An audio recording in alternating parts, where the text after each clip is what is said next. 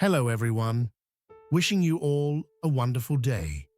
Today, we're diving into a haunting story where a young woman disappears without a trace, a desperate man searches through empty markets and sleepless nights, and a mother carries a secret that could change everything. What really happened to Tien, and why is the truth being kept in the shadows? If you enjoy emotional, suspense-filled stories like this, don't forget to subscribe to the channel so you won't miss the next video.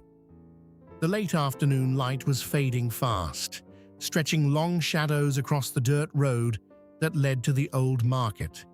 This was the same road that used to buzz with voices, vendors shouting prices, customers bargaining, kids weaving between stalls.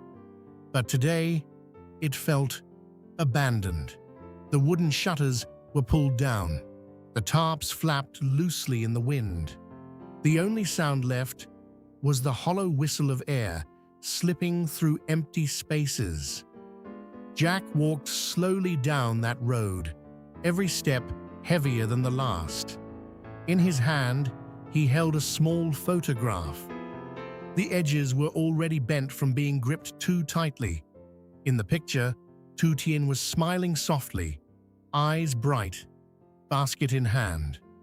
That smile used to comfort him. Now, it felt like a blade twisting in his chest.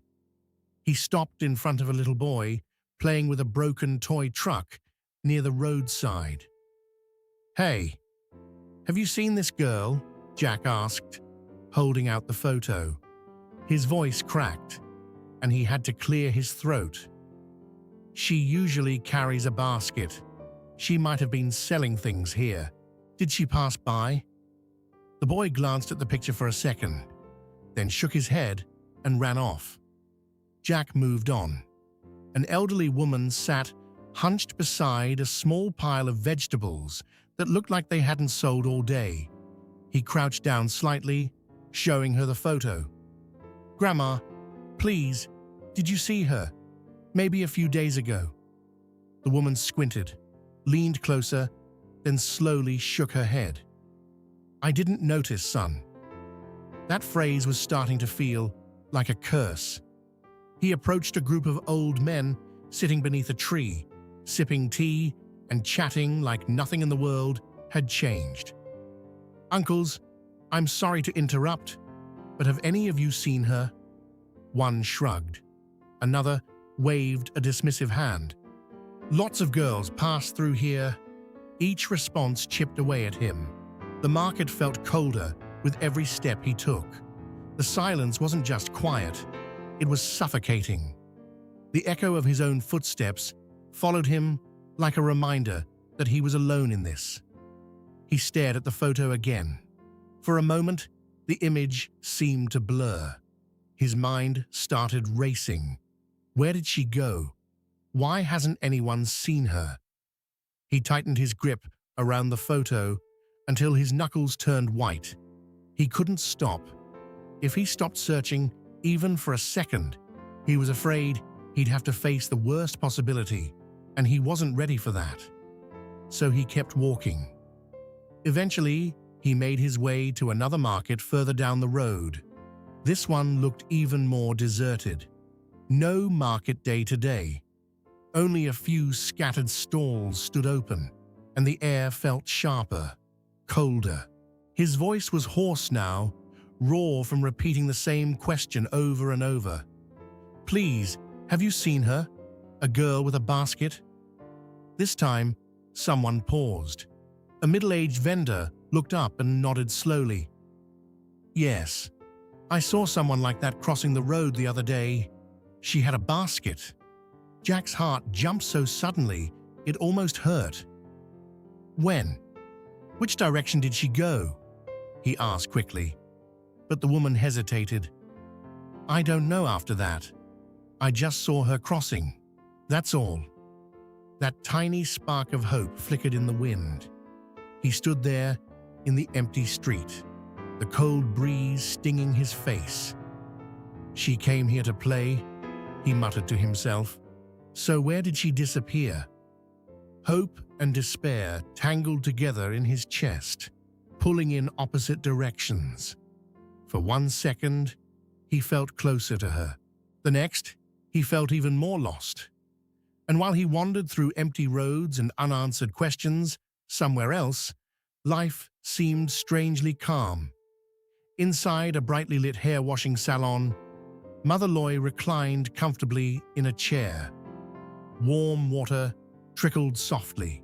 The faint scent of shampoo filled the air. Mrs. Thu, the salon owner, chatted casually about everyday things: hard-working children, rising land prices, how refreshing it felt after a good wash. Mother Loy smiled politely. She nodded at the right moments. She looked calm. But her eyes told a different story. They drifted away often, unfocused, like her thoughts were somewhere else entirely. Mrs. Thu mentioned a land deal. "You were lucky with that sale," she said. "Huge profit. Planning to reinvest?" Mother Loy responded smoothly. "Yes, I'm thinking of putting several billion back in. Secure some capital for Jack." She even managed a gentle laugh. "I've been fortunate lately." Fortunate. The word felt hollow. Mrs. Thu praised her smart decisions, called her sharp and capable. But when Jack's name came up, something flickered across Mother Loy's face. A shadow. It was gone in a second, but it was there. The cozy salon, golden lights, warm towels, the soft hum of conversation felt disconnected from the storm building elsewhere. Outside, her son was running from one market to another, voice breaking, heart unraveling. Inside, she sat perfectly composed. But under that calm exterior, something heavy pressed down on her chest. She knew something about Tien, and she wasn't saying it. Her hand tightened subtly around the teacup resting on the small table beside her. The porcelain trembled just slightly. She quickly steadied it, smiling again as Mrs. Thu continued talking about investments. Every word she spoke felt like a thin layer covering something darker beneath. She wanted to help her son, more than anything. But the truth she carried was like a stone lodged in her throat. If she let it out, what would happen? Would everything collapse? The warmth of the salon couldn't reach the cold forming inside her. By the time she left, the sun was already slipping away, painting the sky in pale gold and orange. When Mother Loy stepped into the quiet house, the scent of shampoo still clinging faintly to her clothes, she saw Jack curled up on the sofa. He looked exhausted, completely drained. She walked over quietly and placed her hand on his forehead. He was warm, just slightly, but enough to make her heart tighten. He stirred awake, eyes red from sleeplessness. "Mom," his voice was rough. "Tien hasn't come back since yesterday. I've searched everywhere. I called her so many times. No answer. I already reported it to the police." Mother Loy sat down beside him. She stroked his hair gently, forcing her voice to stay steady. "Calm down, son. Maybe she just went somewhere. If we need to, I'll help you search." The ticking clock on the wall suddenly felt louder. Jack sat up and started explaining everything in detail. She said she was going to harvest. The security cameras show her leaving, but there's no footage of her coming back. Each sentence felt heavier than the last. Mother Loy listened, her expression soft. But inside, something surged. The secret she held pushed against her restraint, begging to be released. She pulled Jack into an embrace. He trembled slightly in her arms. In that moment, she felt torn in two. A mother who wanted to protect her son, and a woman who was hiding something that could change everything. "I'm here," she whispered. Mum is here with you." Outside, the wind began to rise, and inside that small house, the silence between them carried more weight than either of them could bear. The white neon lights at the construction site were harsh, almost blinding against the deep black of the night. Heavy machinery roared in the background, engines humming and metal clanking, as if the world refused to slow down for anyone's personal tragedy. Jack stood in the middle of it all, phone pressed tightly to his ear. Ring, ring, ring. No answer. He lowered the phone, stared at the screen, then dialed again. The same endless tone echoed back at him. Every unanswered call felt like another door slamming shut. Mr. Veen approached, his expression tense. "Boss," he said quietly, glancing around at the workers, 23 people have quit. Just like that. No notice. A few more are thinking about leaving. If this continues, we won't meet the deadline." Jack inhaled slowly, forcing himself to focus. "Any reason?" he asked, though his mind was still miles away. "Some rumors, possibly a rival company trying to pull them over. It could be a tactic." A tactic? Jack clenched his jaw. On one side, Tien had vanished without a trace. On the other, his company was beginning to crack under pressure. It felt like standing in the middle of two collapsing walls. "Review every project," Jack said, voice low but sharp. "Talk to the supervisors. Find out who contacted them. We handle this properly. No damage to our reputation." His words sounded steady, controlled, but inside, he was barely holding it together. Deadlines loomed. Partners were waiting. Workers were whispering. The weight of responsibility pressed down on him from all directions. And through it all, Tien's face kept flashing in his mind. Where was she right now? Was she safe? Was she alone? The cold winds swept across the site, carrying dust and the dull drone of machines. Jack stepped away from the lights for a moment and stared into the darkness beyond the fence. Out there, somewhere, was the answer he couldn't reach. Mr. Vin continued quietly. "If more leave, we'll have serious delays. The investors won't be pleased." Jack nodded, though his vision blurred slightly from exhaustion. In that moment, loneliness hit him hard. He was supposed to be strong, the pillar of the family, the leader of the company. But both roles were shaking. His mother's comforting words echoed faintly in his head, but even that warmth felt fragile now. He straightened his shoulders and slipped his phone back into his pocket. "There's no room for mistakes," he said firmly. "We fix this." But when he turned away, his hands trembled slightly.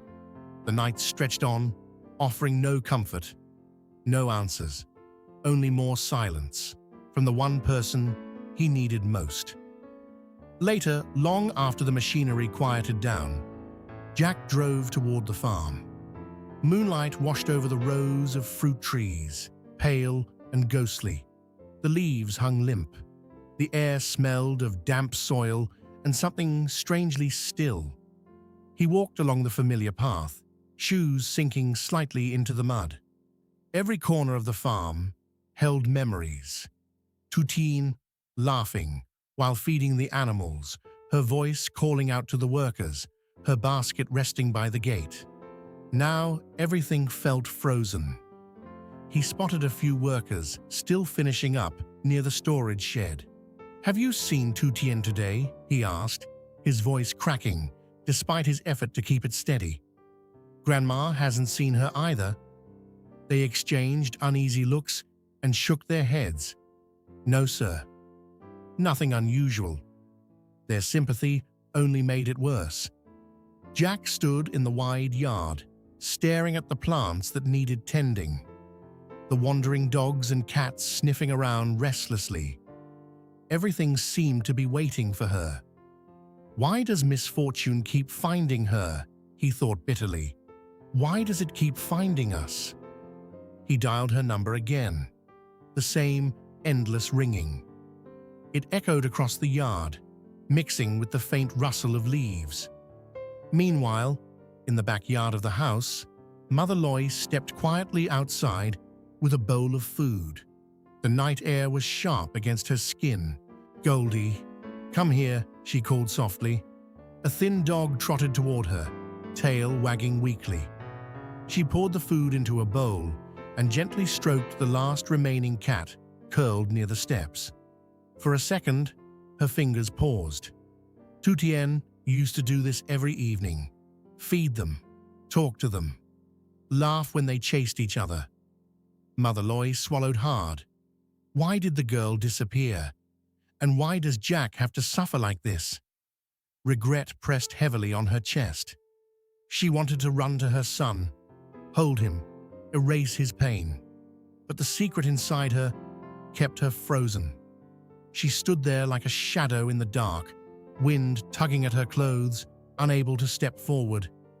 Back inside, under the dim yellow lamp in the living room, Jack returned from the farm. His face looked hollow. His eyes were rimmed red. Mother Lois was already waiting, sitting upright, hands folded tightly together. He sat beside her, shoulders slumping. The security footage confirmed she left to harvest that day, he said quietly. After that, nothing. She just disappeared. His voice broke slightly. "I'm scared she had an accident on the hill, Mum. Tien, she only has the two of us." The words stabbed into Mother Lois's heart. Only the two of us. She gripped his hand tightly, nails pressing into her own palm. "Mum will stay here and keep watch," she said softly. Her voice trembled, despite her effort to sound strong. "If anything happens, I'll call you immediately. Go rest, son. Don't push yourself too hard." Jack nodded, but his eyes drifted toward the dark window. The night outside seemed endless, swallowing any trace of light. He suddenly pulled her into a tight embrace. For a moment, she closed her eyes and held him back just as fiercely. This was her child.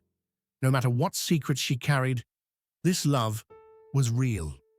She walked him to the door, handed him his bag, reminded him to eat something, to rest if he could. After he left, the house fell silent again. Mother Lois stood alone in the living room. Slowly, she picked up her phone. Her fingers hovered over Tien's contact. She pressed call. Temporarily unavailable. The mechanical voice felt like a final verdict. Her breath caught in her throat. She wanted to confess everything, to tell Jack what she knew, to free him from this endless searching. But fear wrapped tightly around her. If she spoke, would it destroy him? Would it destroy everything? She sank into the chair, the lamplight casting deep shadows across her tired face. Outside, the wind howled through the trees like a mourning cry. Mother and son stood on opposite sides of the same storm, bound by love, separated by silence. Hope hung fragile in the air, stretched thin between them, and somewhere in that darkness, the truth waited, unspoken, unforgiven, unresolved.